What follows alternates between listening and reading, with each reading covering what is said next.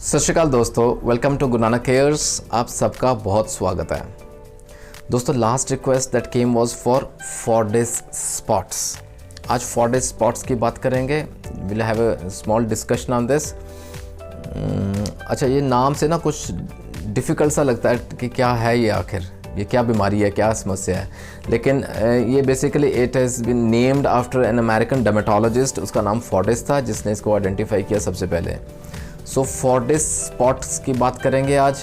इसका अगर आप डिटेल में हम जाएंगे ना, जैसे वीडियो विल प्रोग्रेस, आप इसके लक्षण देखेंगे, साइन सिम्टम्स की कैसे पहचान करें, तो आप मानेंगे कि ये एक काफ़ी कॉमन देखने में आई गई है ये समस्या। ठीक है, it is not a disease as such and it is not associated with any disease as such. ठीक है, लेकिन it is a very important homoeopathic symptom which comes to light. तो इसका ट्रीटमेंट होम्योपैथी में बात करेंगे। बहुत ही बेहतरीन ट्रीटमेंट रहेगा इन होम्योपैथी।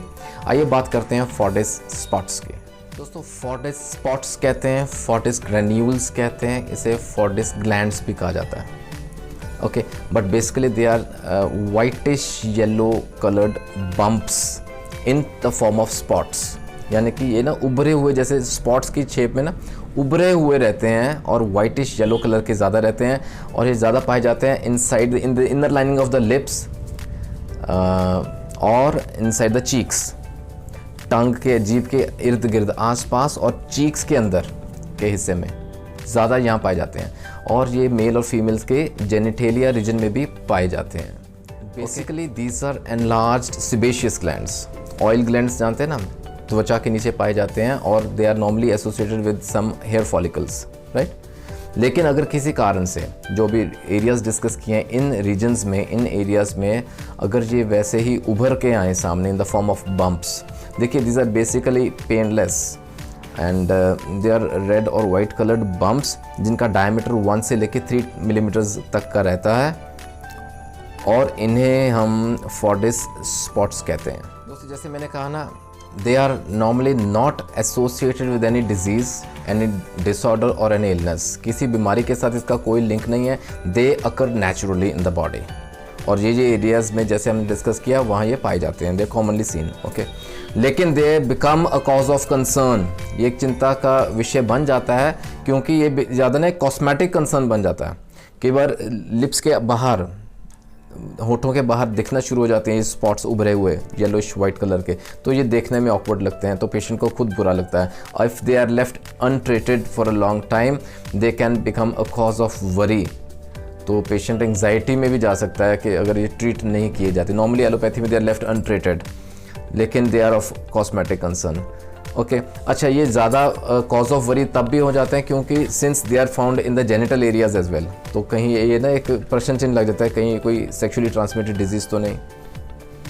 लेकिन होम्योपैथी के दायरे से देखें तो ये बहुत महत्वपूर्ण एक सिम्टम उभर के आता है, तो उसको ट्रीट किया जा सकता है। We can take care of it in homoeopathy. इसमें देखें दोस्तों, याद रखें कारण इसका क्या रहता है। एक्चुअली दे आर नॉर्मली जो सिबेशियस ग्लैंड्स रहते हैं ना, they are linked with the hair follicle, जैसे हमने बात की। लेकिन कई कारणों की वजह से ये कहीं भी उभर के आते हैं, particular the areas that we have just discussed. ठीक है, और उन केसेस में आते हैं जहाँ ना लोगों का स्किन थोड़ा सा ज़्यादा जो है ऑयली रहता है, it is more oily skin type. वहाँ रूमेटिक डिसऑर्डर्स रह रहे हैं, वहाँ हाई कोलेस्ट्रॉल लेवल रह रहा है, ग्रीजी स्किन रहता है उन केसेस में, and also in some hereditary cases of colorectal cancer. तो ये कुछ कारण कह लीजिए, रिस्क फैक्टर्स कह लीजिए, जहाँ ये फोर्डिस स्पॉट्स ज़्यादा देखने में आते हैं। ठीक है, and the most common area is the lower gingiva, the gums, lower gums, जो मसूड़े हैं ना, the lower part of that, वहाँ ये दिखते हैं ज़्यादा, and on the vestibular mucosa, mouth area में। अगर फोर्डिस स्पॉट्स बन गए दोस्तों, nothing to worry, why to leave it untreated. Come to homeopathy that treat safely and surely. ठीक है, टॉप की 4-5 दवाओं का जिक्र करेंगे। Always look for the associated symptoms, consult a physician before you arrive at the final prescription. बहुत ही महत्वपूर्ण, सबसे पहली सबसे बढ़िया दवा दोस्तों, कारगर दवा for Fordyce spots, acidum nitricum. Very important medicine.